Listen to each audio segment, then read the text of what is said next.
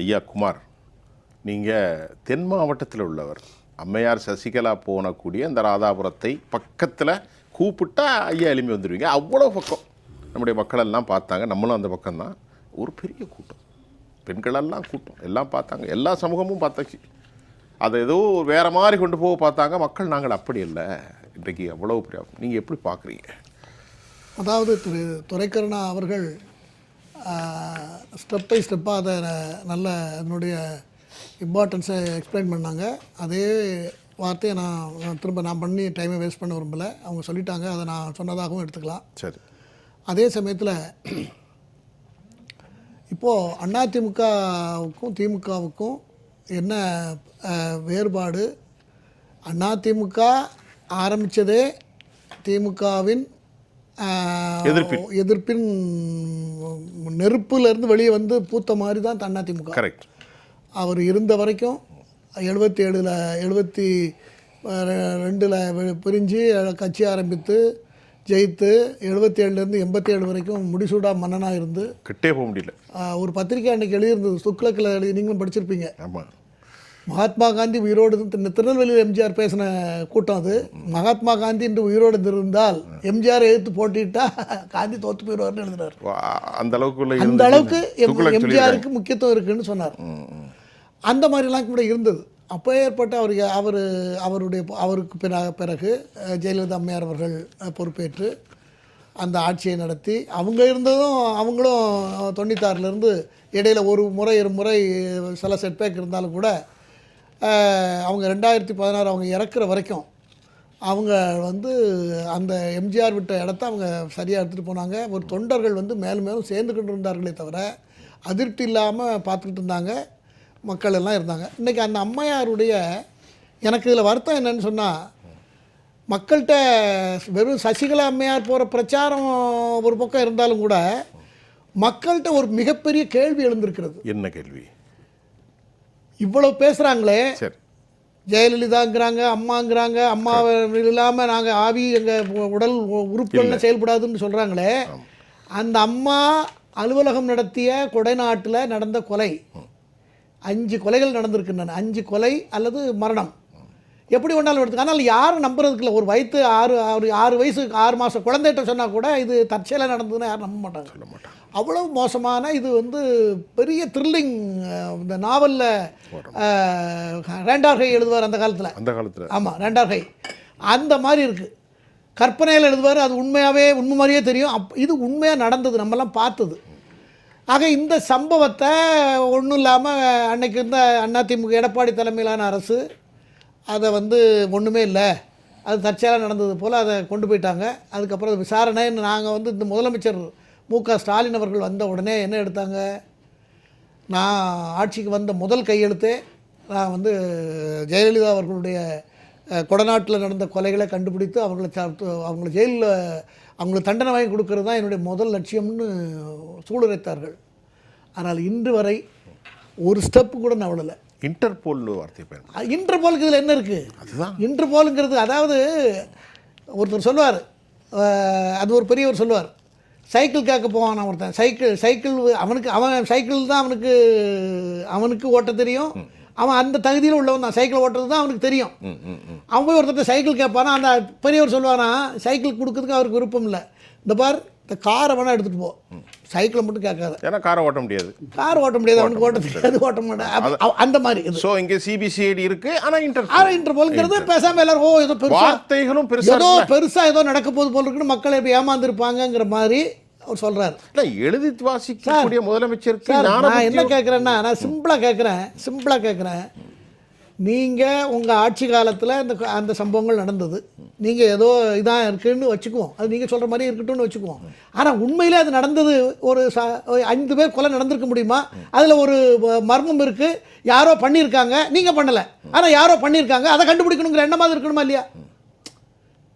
இப்போ நம்மளுடைய தலைவிங்கிறோம், அம்மாங்கிறோம், அந்த இடத்துல செக்ரட்டேரியாக செயல்பட்ட இடம், அந்த இடத்துல இந்த கொலைகள் நடந்திருக்கிறது.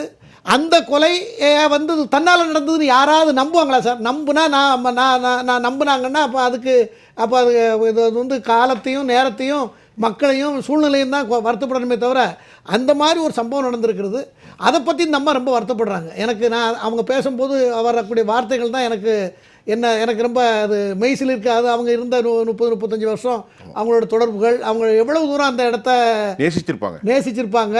அந்த இடத்துல இப்படி ஒரு கொலை நடந்து ஒரு அனாதையாக ஒரு ஒன்றுமே இல்லாத மாதிரி யாரோ XY இடத்துல ஏதோ நடந்த மாதிரியோ இப்படியெல்லாம் கண்டுக்காமல் அந்த அரசும் கண்டுக்கலை, இந்த அரசும் கண்டுக்கலை. என்ன இன்னும் சொன்னால் மத்திய அரசு கூடாது இதில் கண்டுக்கலை. மத்திய அரசும் இதில் தலையிடணும், இதில் என்னென்னு கேட்கணும். இப்போ மத்திய அரசோட நல்ல டேர்ம்ஸ் இருக்குது. இப்போவாது CBI எதையாவது வச்சு எதையாவது ஒன்றை பண்ணி அதை கண்டுபிடிக்கணும். இல்லைன்னா இவங்களை வந்து ஒரு ரூலராக மக்கள் எப்படி எடுத்துப்பாங்க? ஒரு கொலை ஒரு 5 எப்படியே நடக்க முடியுமா சார்? ஒன்று நடக்கலாம், இன்னொன்று எங்கேயாவது ஒன்று நடந்தாலும் கூட சரி ரைட் ஏதோ 2 நடந்து. குமார், நீங்கள் என்ன சொல்கிறீங்கன்னா, ஒரு பெண் இன்னைக்கு பாலியல் பலாத்காரத்துக்கு உட்படுத்தப்பட்டால் கல்கத்தாவில் என்ன நடக்குது சர்வதேச அளவில் பேசப்படுது. சர்வதேச அளவில் பேசப்படுது. அது பேசப்பட வேண்டிய விவகாரம். ஆமாம். ஆனால் இங்கே முன்னாள் முதல்வர் வீட்டில் 5 கொலைகள் நடந்தது. அது எப்படி சார் அது அப்படின்னு? அப்போ இது என்ன அரசு ஆட்சி? எங்க எதுக்கு அரசாங்கம், எதுக்கு ஆட்சி, எதற்கு போலீஸு, என்ன நடக்குதுங்க? ஒரு ஒரு ஒரு ஒரு ஒரு இரும்பு மனிதராக ஒரு இரும்பு பெண்மணியாக இருந்த ஒரு ஜெயலலிதாவுடைய அலுவலகத்தில் செயல் அலுவலகத்தில் இது நடந்திருக்கிறது. அதை வந்து யார் என்ன ஏது இப்படி தான் அது நடந்ததுன்னு நம்ம கண்ணு முன்னே நடந்தது சார். ஒவ்வொரு நாளும் ஒரு வாரத்துக்கு ஒரு கொலை, ஒரு நாளைக்கு 2 நடந்ததெல்லாம் நம்ம பார்த்துருக்கோம். டிவியில் எல்லாத்தையும் நம்ம பார்த்துருக்கோம், எல்லாரும் பார்த்துருப்பாங்க, மக்கள் எல்லோரும் பார்த்துருப்பாங்க. அதுதான் மக்கள்கிட்ட பெரிய கேள்வி. அந்த கேள்வி தான் சசிகலா அம்மையாருக்கு மிகப்பெரிய ஊக்கத்தையும் ஆக்கத்தையும் கொடுத்துருக்குறது. அவங்க குரல் கொடுத்துக்கிட்டே இருக்காங்க, வேறு யாருமே குரல் கொடுக்கல. நான் எல்லாத்தையும் கண்டிக்கிறேன். அதிமுகன்னு பேசுகிற அத்தனை பேரும் கண்டிக்கிறேன். தொண்டர்களாக இருந்தாலும் சரி, தப்பாக நினைச்சாலும் எனக்கு கவலை இல்லை. நான் அந்த பார்ட்டி நான் என்ன வைக்கிறேன் என்று சொன்னால், உங்களுக்கு உண்மையாகவே உப்பு போட்டு நீங்கள் சாப்பிட்றதா இருந்தால் எல்லோரும் ரோட்டில் இறங்கி போராடுங்க. இந்த அரசுக்கு எதிராக இதை கண்டுபிடிங்கன்னு போராடுங்க. ஏன்னா அவர் தான் பண்ணலையே, எடப்பாடியோ அவரே சம்மந்தப்படலை. நாங்கள் ஒத்துக்கிறோம், நீங்கள் போராடுங்க, போராட்டம் நடத்த. கண்டுபிடிச்சது யாருன்னு சொல்லுங்கள். உங்கள் அம்மாவினுடைய ஒரு நேசிக்கக்கூடிய ஒரு ஆலயம் என்று சொல்லுகிறீர்கள், அங்கே 5 படுகொலைகள் கண்டுபிடிங்க. யதார்த்தமாக எப்படி சார் நடக்க முடியும்? எப்படி நடக்கும்? எங்கேயாவது கேள்விப்பட்டிருக்கீங்களா? சினிமாவில் அதாவது இப்போ சமீபத்தில் திரு எடப்பாடி தலைமையிலான குழுவினர் ஒரு பொதுக்குழுவை அறிவித்திருந்தார்கள். பிறகு அந்த பொதுக்குழுவை ரத்து பண்ணிவிட்டு செயற்குழுன்னு சொன்னாங்க. அந்த செயற்குழுன்னு சொல்லி செய்தி வந்த உடனே நான் என் நண்பர்கள்ட்டெல்லாம் சொன்னேன், இந்த செயற்குழு எதுக்கு கூடப்பட்டதுன்னா எல்லாத்துட்டையும் கன்கரண்ட் வாங்கிக்கிட்டு ஃபிக்ஸ் பண்ணுறதுக்கு தான் அது கூடுதுன்னு சொன்னேன். ஆனால் அதுதான் உண்மையாக வந்திருக்கு. பின்னால் பல நண்பர்கள் சொன்னதை வச்சு பார்க்கும்போது பொதுக்குழுவில் எல்லோரும் அவருக்கு அவங்கவுங்க கருத்தை பேசிடக்கூடாதுங்கிறத டைட் பண்ணுறதுக்காக இந்த குழு கூடப்பட்டிருக்கு. நான் இதில் என்ன சொல்கிறேன்னா, நீங்கள் வந்து ஒரு அரசியல் கட்சி, எம்ஜிஆர் என்கிற ஒரு பெரிய மாமனிதர் ஆரம்பித்த கட்சி, அது ஜெயலலிதா அவர்கள் நடத்திய கட்சி. அவங்க 2 பேரும் சினிமா அரசியலை தாண்டி சினிமா மூலமாக மக்கள்கிட்ட ரீச் ஆனவங்க, டைரெக்டாக ரீச் ஆனவங்க. நீங்கள் வந்து எப்படி முதலமைச்சராக வந்தீங்களோ அந்த வழியை கொஞ்சம் நீங்கள் யோசிச்சு பாருங்கள். அதை தவிர வேறு ஏதாவது உங்களை பற்றி யாருக்காவது தெரியுமா? முதலமைச்சராக வர்றதுக்கு 4 நாளைக்கு முன்னே 10 நாளைக்கு முன்னே வரைக்கும் உங்களை யாருக்காவது தெரியுமா? உங்கள் பகுதியில் வேணால் தெரிஞ்சிருக்கலாம், தமிழ்நாடு பூரா உங்களுக்கு தெரியாது. இப்போ அதுக்கு பிறகு நடந்த தேர்தலில் அது அத்தனையிலையும் தோல்வி. அப்போ அத்தனையிலையும் தோல்விக்கு அப்புறம் இப்போ இந்த இடைத்தேர்தலில் யாரையாவது நிறுத்தியிருக்கணும். நிறுத்தாமல் அது திமுகவுக்கு சாதகமாக போயிட்டாருன்னு பேச்சு பரவலாக எல்லோரும் பேசுகிறாங்க. அப்போ இப்போ அடுத்தால தேர்தல் வரப்போகிறது, சட்டமன்ற தேர்தல் வரப்போகிறது. அந்த தேர்தலை வந்து நாங்கள் எதிர்கொண்டுருவோம், அதெல்லாம் நாங்கள் பார்த்துக்கிடுவோம், எனக்கு அதெல்லாம் ஸ்ட்ராட்டஜி எனக்கெல்லாம் தெரியும்லாம் நீங்கள் சொல்லியிருக்கீங்க. நான் கேட்குறேன், இந்த கட்சி இருக்க வேண்டுமா இருக்கக்கூடாதுன்னு நினைக்கிறீர்களாங்கிற மனநிலை தான் உங்கள்கிட்ட இருக்குதுன்னு நான் நினைக்கிறேன். நான் வெளிப்படையாக சொல்கிறேன், எனக்கு எம்ஜிஆர் மேலே பற்றுதல் உண்டு. அதிமுக மேலே அது எல்லா ஜாதி மதத்தை கடந்து எல்லாரும் இருக்கிற கட்சி என்று நான் பலமுறை பேசியிருக்கிறேன். இப்போ அதான் நடந்துகிட்டு இருக்கு. ஆமாம், அப்படி இருக்கும் பொழுது அந்த கட்சி நம்ம இருக்கோமோ இல்லையோ கட்சி இருக்கணும்னு எம்ஜிஆரே நினைச்சாரு. அவர் ஆரம்பித்த கட்சி, அந்த கட்சியில் பிரச்சனை இருக்கும் பொழுது அவரே நான் விலகிறேன்னு சொன்னார். அதான கட்சி, அதான ஜனநாயகம். நீங்கள் வந்து இப்படி வந்து இருந்துக்கிட்டு இப்படியெல்லாம் உங்கள் எண்ணத்தை அவருடைய கேரக்டர் வந்து அவருக்கு ரிவர்ஸ் கியர் கிடையாது. அவர் வந்து மல்டிப்புளாக ஒரு விஷயத்தை யோசிக்க தெரியாது. அதில் ஓவராலாக எது நல்லதுங்கிறத யோசிக்க தெரியலங்கிறத நான் தெரியலையா அல்லது வேணும்னு செய்கிறாரான்னு தெரியாது, அல்லது அவர் சரியான அட்வைசர் இல்லையாங்கிறது கூட எனக்கு தெரியாது. ஆனால் ஒன்றை மட்டும் நான் தெளிவாக விரும்புகிறேன். உடைந்த கண்ணாடி ஒட்டாது. நீங்கள் வந்து உடைச்சி தூளாக ஆக்கிடாதீங்க அதிமுகவை. இப்போ இருக்கிறது கிராக்கில் தான் இருக்குது. எல்லாம் இப்போ சேர முடியும்.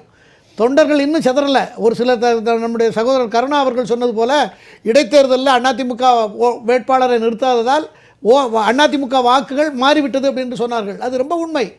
ஆகையினால நான் சொல்கிறது திரும்ப யோசிச்சு கட்சி இருக்கணும். கட்சியை வச்சு தான் நீங்கள் எல்லாம் இல்லாமல் யாருமே கிடையாது. தெரியாது. ரொம்ப ரொம்ப வேல்யூபிளான ஒரு பாயிண்ட். கட்சி இருக்கணும்னா நீங்கள் தயவு செய்து எல்லாரும் கூடி பேசி எது சரியோ அதை செய்யுங்க. விருப்பம் மறந்துட்டு இருங்க. அந்த அம்மா நான் என்று சொல்லவில்லை. அவர்கள் திரு வி.கே. சசிகலா அவர்கள் நாம் என்று சொல்கிறார்கள். நாம் என்று சொன்னால் உதடு ஒட்டும், நான் என்று சொன்னால் ஒட்டாது. ரெண்டுக்கும் அவ்வளோ வித்தியாசம் இருக்கின்றன. எனவே தயவு செய்து இன்றும் காலம் ஒன்றும் கெட்டு போகவில்லை. தயவு செய்து எல்லாரும் நல்ல பொதுவான ஒரு முடிவை எடுத்து அந்த கட்சியை தூக்கி நிறுத்த முயற்சி செய்யுங்கள் என்பது என்னுடைய தாழ்மையான வேண்டுகோள். நீங்கள் வந்து திருச்சிக்கு தக்க அப்படி எடுத்துக்கிட்டிங்கன்னா தஞ்சாவூர், திருச்சி, மதுரை, ராமநாதபுரம், திருநெல்வேலி இப்படி எடுத்துக்கிட்டிங்கன்னா அங்கே இருக்கிற மக்கள் வந்து இந்த டிடிவி தினகரன் அவர்கள், திரு வி.கே. சசிகலா அம்மையார் அவர்கள், ஓபிஎஸ் அவர்கள், இந்த 3 பேருக்கு தான் அதிகப்படியான செல்வாக்குகள் இங்கே இருக்கின்றன. இந்த 3 பேரை இவங்க இக்னோர் பண்ணிவிட்டு இந்த ஆட்சியை நிலைநாட்டலாம்னு நினச்சா கிழக்கே உதிக்கிற சூரியன் மேற்கே உதித்தாலும் அது நடைபெறாது. இதை முதல்ல தயவு செய்து புரிந்து கொள்ளுங்கள் அப்படி என்பதுதான் என்னுடைய வலியுறுத்தல்.